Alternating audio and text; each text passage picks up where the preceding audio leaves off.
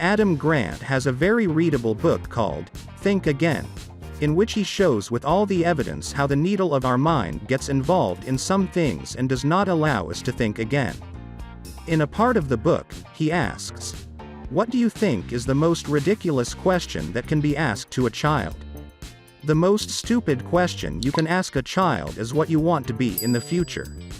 It's like growing up is the end of the story, and it's a phase of life that when you reach it, everything ends and you have to think about it and make a decision from now on.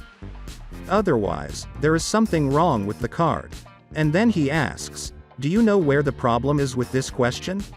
This is where this question and thinking about it can lead to the formation of a fixed mindset about personality and career, because they are very small and do not know more about a few jobs. Asking questions like this is the beginning of a child's identity foreclosure.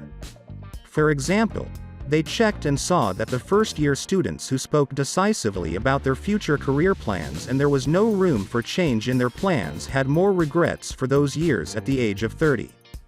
Because they could not have the necessary revisions on their way.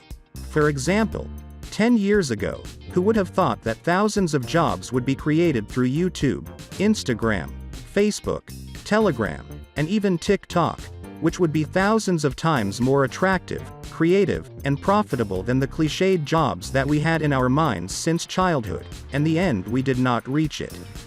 Choosing a job is not like choosing a lover. Maybe the ideal job of that child has not been invented yet. Because old things disappear and new things replace the old ones, and you have to start life with an open mind. The most important point in choosing a job is that he should start something that he loves and tell us about drowning in it and not realizing the time. Not that he chooses a job because of the approval and admiration of his family and peers, then returns after a while and sees that there is no more chance to reform. Sometimes the gamble of getting a job is so heavy that he can't give up on it, and it seems impossible to sacrifice his monthly salary, job position, skills, and time. It is better to sacrifice 2 years of life than to waste the next 20 years. We can think of identity recording as a bandage. Although it covers the identity crisis, it cannot cure it.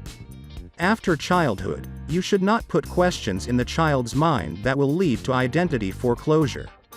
So we should not ask children what they want to be when they grow up. There is no need to define themselves in terms of a job. A certain identity can close other paths. Instead of trying to limit them, we can help them expand their possibilities.